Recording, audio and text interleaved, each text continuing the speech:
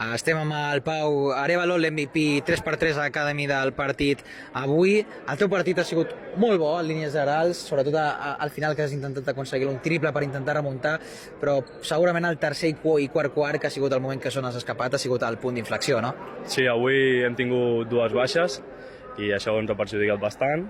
I bueno, tampoc estic gaire content amb el meu partit, el primer quart no ha estat gaire acertat, però bueno, hem fet el que hem pogut i amb la mala sort de no haver classificat. Dintre del que cap, hem pogut jugar dos partits de la Copa Col·legial, va guanyar la primera jornada on a nivell conjunt vau aconseguir fer un bon partit. Avui sí que és veritat que se us ha escapat, però en línies generals com valores aquest pas per la Copa Col·legial? Molt contents, hem tingut un equip molt unit i molt agraït d'haver pogut gaudir d'aquesta experiència i a línies generals bastant bé. Tu és el primer any que jugues la Copa o de quin any ets tu? Del 2008. Així que ja no el podràs jugar més, no? I l'any passat estava lesionat. Però com a jugador, com a persona que has estat a l'escola, creus que teniu futur dins del Vallès o dins de la Copa Col·legial a més enllà, o intentaràs seguir al màxim a la teva escola, clar?